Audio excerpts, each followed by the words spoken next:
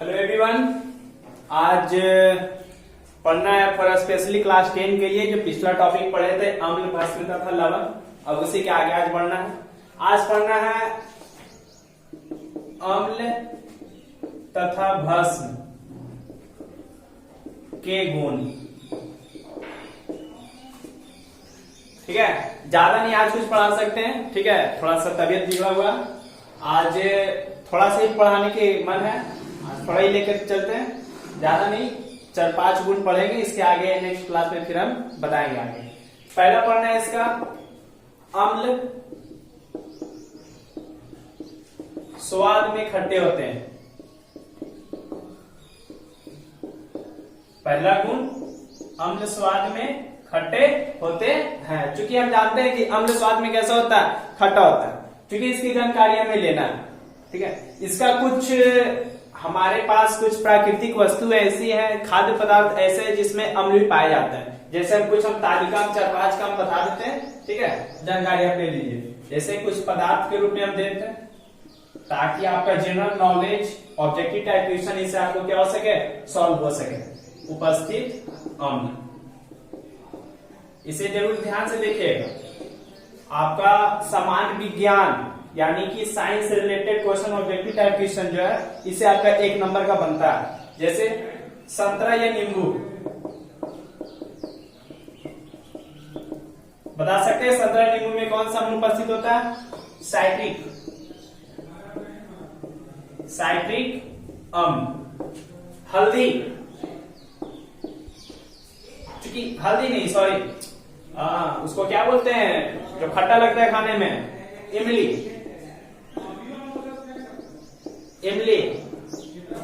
Tartaric अम्ल। सेब, फल वाला सेब, एप्पल, उसमें मैलिक अम्ल। इसके अलावा आप दूध का भी उपयोग करते हैं तो दूध में भी एसिड पाया जाता है। दूध, लैक्टिक अम्ल। इसके अलावा चूंकि दूध दही से रिलेटेड है, उसमें पाया जाता है एसिड। चूंकि दही खाने में क्या लगता है? चाय का यूज करते हैं आप लोग। ठीक है, तो चाय में आपका एसिड पाया जाता है टैनिक अम्ल। एक होता है अमाशय रस, जो कि हमारे पेट में उपस्थित होता है। अमाशय रस जो कि भोजन पचाने में काफी इंपॉर्टेंट है। ठीक है, डाइजेस्टिव सिस्टम में वही हमारा भोजन पचता है अमाशय रस के माध्यम से, जिसमें एक एसिड उपस्थित होता है हाइड्रोक्लोरिक एसिड, HCl, हाइड्रोक्लोरिक अम्ल। इसके अलावा और बहुत सारे इसके एग्जाम्पल हैं, क्योंकि ज्यादा नहीं दे सकते हैं, 4-5 देने हैं। इसके अलावा और बता सकते हैं, टमाटर हो गया, ऑक्जेलिक अम्ल हो गया। ठीक है, ये हो गया पहला गुण आपका। अम्ल स्वाद में क्या होते हैं? खट्टे होते हैं। इसको ध्यान से एक बार देख लीजिए। ठीक है, और कॉपी में इसे नोट कर लीजिए, ताकि आपको कोई भी एग्जाम हो, चाहे 10th लेवल का हो, चाहे कॉम्पिटिटिव लेवल का हो, यदि ऑब्जेक्टिव टाइप क्वेश्चन में सामान्य विज्ञान में पूछ दिया जाए कि इमली में कौन सा एसिड पाया जाता है, तब बता सकते हैं टार्ट्रिक एसिड। टमाटर में कौन सा एसिड पाया जाता है, तो ऑक्जेलिक एसिड। विटामिन सी में कौन सा एसिड पाया जाता है, तो एस्कॉर्बिक एसिड। इसके अलावा अमाशय रस में कौन सा एसिड पाया जाता है, तो हाइड्रोक्लोरिक एसिड। इसके अलावा लाल चींटी, क्योंकि चींटी काटती है तो हमें वहां पर जो होता है दर्द महसूस होता है। ठीक है, तो लाल चींटी काटने पर वहां एसिड उत्पन्न होता है, तो लाल चींटी के डंक में कौन सा एसिड पाया जाता है? Formic acid. ठीक है, नोट कर लीजिए ताकि हम आगे बढ़े। अब आगे बढ़ते हैं।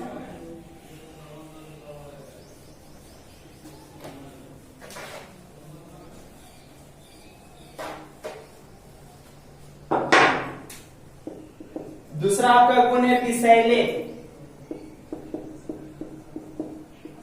और तीव्र नाशक।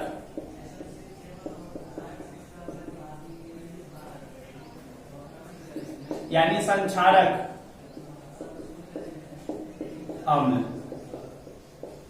जैसे कुछ अम्ल, कुछ भस्म जो होते हैं काफी जो होते हैं विषैले होते हैं। जैसे सल्फ्यूरिक अम्ल, H2SO4, ये काफी विषैला होता है। ये एसिड काफी विषैला होता है, जिसका उपयोग हम लोग बैटरी के पानी के रूप में करते हैं। क्या बैटरी के पानी को हम लोग उपयोग करते हैं पीने के रूप में? नहीं, ये काफी जो होता है खतरनाक होता है। दूसरा है तीव्रनाशक संक्षारक। कुछ एसिड का प्रयोग हम लोग जो है संक्षारण के रूप में भी करते हैं, ठीक है, जैसे HNO3 का प्रयोग हम संक्षारक के रूप में या विस्फोटक पदार्थ के रूप में भी हम लोग इसका उपयोग करते हैं। इसके अलावा आप ले लीजिए, जब हम लोग एसिड की मात्रा, जैसे फॉर एग्जांपल हम लोग भोजन करते हैं तो भोजन का पाचन हमारे डाइजेस्टिव सिस्टम के माध्यम से होता है, कभी अनपच होता है, तो अनपच करने का मतलब हो गया हमारे पेट में जो है एसिड की मात्रा बढ़ जाती है। क्योंकि हमारे पेट में भोजन पाचन में HCl इंपॉर्टेंट रहता है 5%। यदि इसकी दर इससे बढ़ जाती है तो हमें गैस बनना शुरू होता है, जिसके रूप में हम लोग एंटासिड लेते हैं, प्राय इनो का उपयोग करते हैं। तो इनो में होता क्या है, वो रहता है बेस, यानी क्षार रहता है, चाहे NaOH का रहेगा चाहे KOH का रहेगा, ये सब क्षार रहता है, जिसका उपयोग हम लोग पीने के रूप में भी करते हैं। इसके अलावा विषैले होता है चूना जल, CaOH के होल्ड, जिसपे पानी पड़ते साथ वो फुदकता, ठीक है, तो हमारा खतरनाक है। तो ये दूसरा भी गुण आपका हो गया। अब तीसरा की ओर बढ़ते हैं।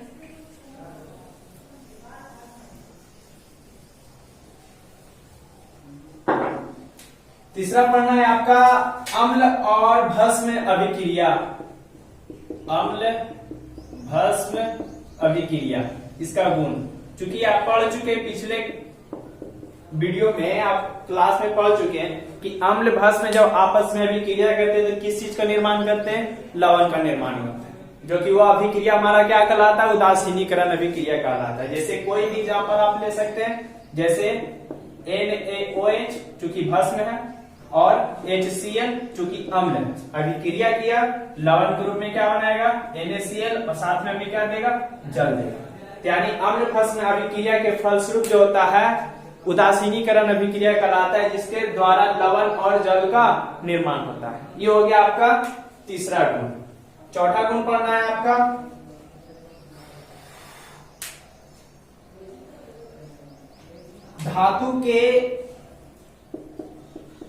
धातु के कार्बोनेट या बाइकार्बोनेट से अम्लों की अभिक्रिया।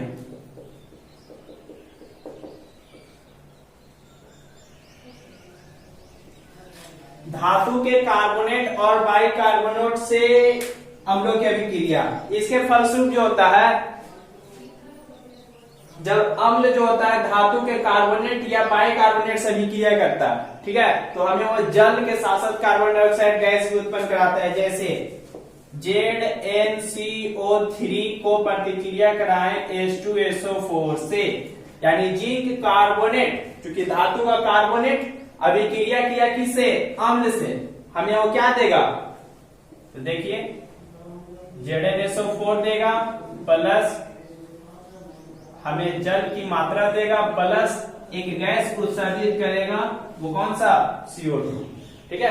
यानी धातु के कार्बोनेट एवं बाइकार्बोनेट से हमें कार्बन डाइऑक्साइड गैस और जल प्राप्त होते हैं। ये हो गया आपका चौथा गुण। अब आगे पढ़ते हैं पांचवा गुण की ओर।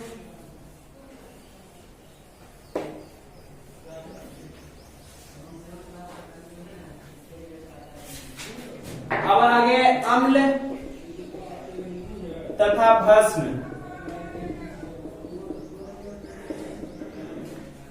के साथ धातुओं की अभिक्रिया। प्राय जो होता है सक्रियता श्रेणी, क्योंकि अभी आपको हम बताने जा रहे हैं सक्रियता श्रेणी है क्या। धातुओं में कुछ धातु सक्रिय होती है, यानी काफी अधिक होती है, अभिक्रियाशील होती है, तो कुछ होती है कम होती है, ठीक है। तो हाइड्रोजन, क्योंकि हम लोग हाइड्रोजन का एक रेंज लेते हैं, उसके ऊपर की जितनी भी होती है वो जल्दी प्रतिक्रिया वो कर लेती है। जैसे इसमें आपको कुछ श्रेणी दिया हुआ है, आप नोट कर लीजिएगा इसे। सबसे अधिक, जैसे कॉलम बना ले पहले, धातु, उसके बाद उसके संकेत अक्षर और सक्रियता, सक्रियता। जैसे पहला सबसे अधिक सक्रिय वाला धातु है तो वह है पोटेशियम। पोटेशियम संकेत क्या होता है कि सबसे अधिक सक्रिय, अधिक सक्रिय वाला धातु है। दूसरे नंबर पर आता है कैल्शियम, Ca। तीसरे नंबर पे आता है आपका सोडियम, फिर मैग्नीशियम, मैग्नीशियम, सोडियम का Na, मैग्नीशियम का Mg।